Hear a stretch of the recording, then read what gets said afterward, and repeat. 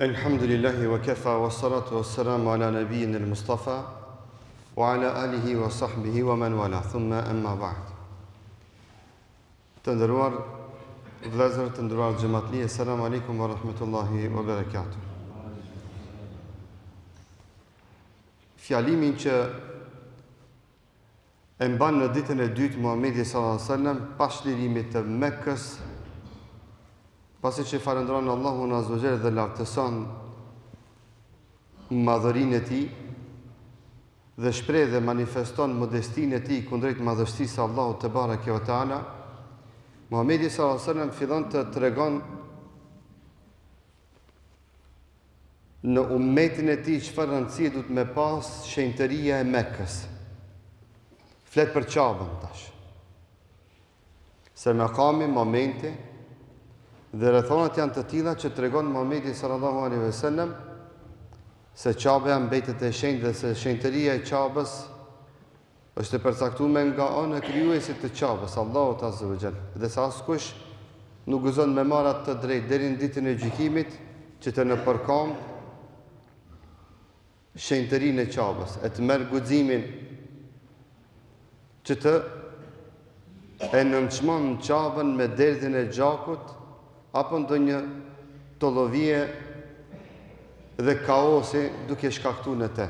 Pastaj tha Muhamedi sallallahu alaihi wasallam, "Fa hiya haramun bi hurmati Allahi ila yawm al-qiyamah." Tha Qabja mbetet e shenjtë me shenjtërinë që Allahu ja dha deri në ditën e gjykimit. Askush s'ka të drejtë deri në ditën e gjykimit të merë guximin të në përkam shenjtërinë e Qabës. Me kuptu se ky vend është i bekuar me bekimin e Allahut, është i shenjtëruar me shenjtërinë e Allahut azza wa jall. Muhamedi sallallahu alaihi wasallam aty mundesh të flet për namazin, për agjerimin, për shtyllat e Islamit, por flet në këtë makam, në këtë moment specifik pas shtirimit të Qabës për vlerën e Qabës. Që askujt më mos t'i shkon mendja dhe dora që në Qabë të shkakton trazira e gjakderdhje. Se më herët me kelit se kishin fort dërt se mbysin dikënd apo pse e bën ndonjë xeze apo të keqe në brendit e Qabës. Tha Muhamedi sallallahu alaihi wasallam, "Fala yahillu limrihin yu'minu billahi wal yawmil akhir an yasfika fiha daman." Tha, nuk I lejohet, e ka haram çdo kush që ka besuar në Allahun azza wa jalla dhe në ditën e gjykimit që në brendi të Qabës të bën gjakderdhje. Tha fela jehillu, se ka halal, pra e ka haram të prejmë, se cilët që ka besu në Allah dhe në ditën e gjykimit që derdhe gjak në brendit e Qabës. Pra s'ka drejt askush ma në brendit e Qabës me vra dikant, me mbyt dikant, me çliru Qabën, me ndryshu dhe kështu me radhë. Jo, atë shenjtëri duhet me rujt dhe me mbrojt. E pastaj Muhamedi sallallahu alaihi wasallam tha, "Eu ya'dudu biha shajara." Tha, nuk keni të drejt edhe pemët e Mekkës që janë të gjelbërta me shku edhe me pkut. Janë të mbrojtura. Gjelbërimi në brendit të Mekkës, brenda kufive të Mekkës, nuk guxon nga askush që të preket, të thejën, degat, të pkutën ato jo. Edhe ato e kanë një status të vetin, që është haram dhe ndalume me I prek ato.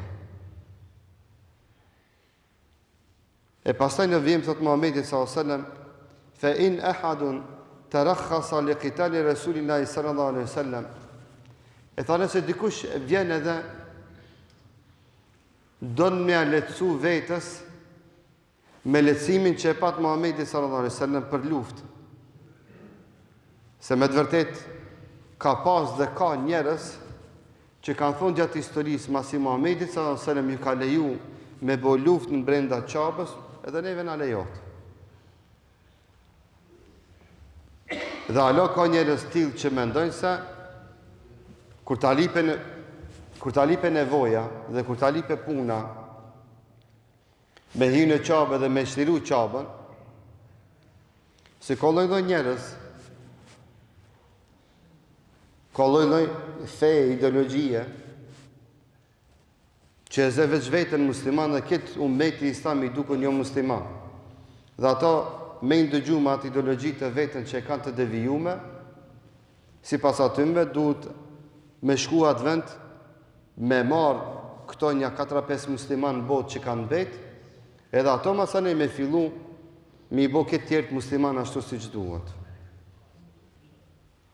Ka edhe kësi besime të devijume që mi pyjt ata duhet me shku me shtiru Qabën me aksin dorë muslimanve që të me një 4-5 në gishtajnë ato me zvete, numron. Allah ju lëzoft edhe ato dhe vazbut zemrat. Se fundja vllazën i kemi. Dhe dëshira jonë është që gjdo vllaj joni, qka do që ka këtë shkuptu fejnë që Allah t'ja mundëson, t'ja qelë zemrën, të e mirë kupton fejnë. E të kapët në fejnë që është fejnë e mesatarisë, fejnë islamit, fejnë e vlazërisë. Pas edhe Muhamedi s.a.s. ati t'i thoni, inna Allaha edhine li rasulihi, walem je'dhen lekum. Nëse dikush vjen edhe thot se Muhamedi s.a.s. ka luftu në Qabë për ta çliru Qabën prej mushrikëve, t'i thuni atij personit, Allahu këtë ja ka leju Muhamedi sallallahu alaihi wasallam dhe nuk ja lejon as kujt pas Muhamedi sallallahu alaihi wasallam. Dhe nuk ja lejon as kujt pas Muhamedit sallallahu alaihi wasallam. Dhe kjo është edhe një porosi që e kuptojmë në mënyrë direkte që e lexojmë mes rreshtave se Qabja ka me mbet në duart e besimtarëve deri në ditën e gjykimit. Që ka me mbet në duart e imandive deri në ditën e gjykimit. E Zotin e lusim që atë vend të bekum, Allahu të eruan e të e bekon. O vëllezër dashur, e shihni që porosia e Muhamedit sallallahu alaihi wasallam është që në brendit të Qabës nuk lejohet as degat e pemëve me i thi. Në hadithin që është në vijim, në fjalimin e Muhamedit sallallahu alaihi wasallam, tregon Muhamedi sallallahu alaihi wasallam se edhe gjuajtia në brendit të Qabës nuk lejohet. Edhe barin e njom në brendit të Qabës nuk lejohet me shku me shkel dhe në përkomb dhe me prish. Dhe natyrisht, ky hadith sipas dhe këto porosi sipas komentet të dietarëve janë për pemët dhe gjelbrimet që janë origjinale të Mekës, jo për ato që janë artificiale. Jo që janë ato artificiale. Sa aty ka edhe pemë tjera që janë me ndërhyrje në gjenetikën e tyre, nuk është për qëllim ai lloj i pemëve, edhe pse generalisht çdo besimtar që shkon atje duhet pas kujdes se në brendit të Mekës ndalohet gjuajtia, ndalohet në përkombja e gjelbrimit dhe ndalohet thyerja e degëve të pemëve. E a ban me ja thi zemrën një muslimonit Mekë? Se jo të pemët, degët mi thi. Zemra e agjis, e umregjis është ma shtrenjtë se një degë. Ande këtë porosi po e thamë për se cilën që shkon në haq, e që shkon në umre, me kuptu se s'ki shku në Dubai, turizëm me bo atje. Ai vend është i shenjtë.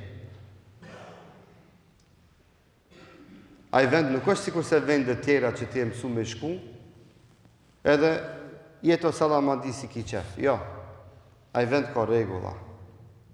Është vend i shenjtë. Që një namaz është sa 100.000 namaz dhe mi falë dikun tjetër. Me ta bu me dije që gjatë atyre ditëve që e aty, Allahu të ka beku me bekimin e ti dhe të ka dhënë një shansë që me filtru zemrën tënde, imanin tënd, besimin tënd. Je me një vend ndryshe, ti për të bën ndryshe. Nëse dikush shkon atje me ndryshu atë vend, shumë gabim e ka, se e kuptu arsyen se pse është duke shku. O vëllezër dashur, ai që shkon atje me filtru zemrën e ka në një qasje tjetër ndaj çavës. Ai që shkon atje me qëllime tjera, më mirë letrin shtëpinë vet, se shtëpinë e vet dhe vendin e vet, e ka më të mirë se sa çdo hotel që do të shkojë atje. Në trijem vendin e vet se gjithë ja njohin gjuhën, asnjë banxhi s'ka. Atje ka njerëz prej gjithë botës. Aty ka njerëz edhe nga shtete ku janë vetëm 15, 20, 30 musliman. Ngishta janë musliman dhe ka njerëz që vinë pikërisht prej 15-ve njëni ka ardhur aty. Prej 10-ve njëni ka ardhur aty. Çaj njëni është 10% i muslimanëve të atij vendit të vet. E që secili vjen me kulturën e vet, me adetet e veta. E me kuptu se kur s'ban degët mi I thi aty,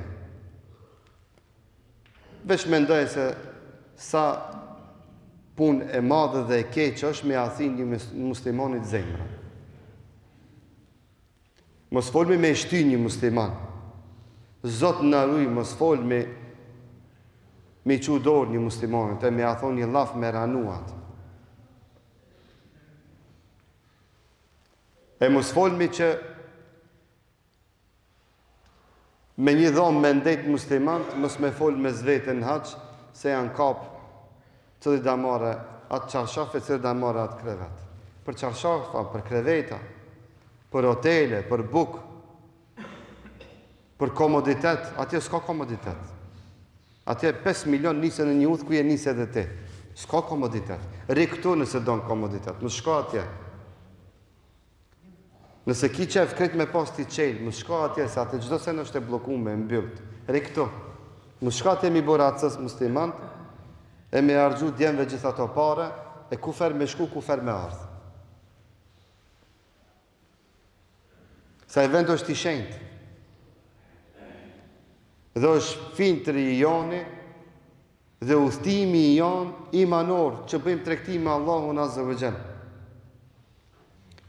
Andaj Muhamedi sallallahu alaihi wasallam e dërgon këtë porosi, thot, është vend I shenjtë deri në kiamet. Kur kush ka drejt me ja hek shenjtërinë Mekës, se këtë shenjtëri Allahu ja ka dhënë këtij vendit të shenjtë. Me krejt ato vështirësitë që I ka, ai mbetet vend I shenjtë. Që në kupton se edhe komën kur ta vendosh aty, dush me vendu ndryshe prej asaj kur e vendon komën në pazarin e Shkupit. Si mbet pazar. Edhe llafin kur e thua atje, dush me mot mirë dhe të herë se llafi jot është duke u thoni një vend të shenjtë. O vëllezër, ai që shkon në Mekë do të më kuptoj se ka shkuar në xhenet. A mundesh me paramendu 5 minuta vetëm në xhenet? Çka kishe boti? A ishe beladis? A ishe nervozum?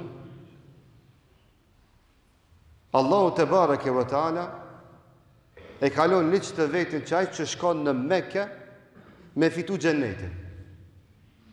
Si ti ish brenda kufinjve aty, ti ke hi me një vend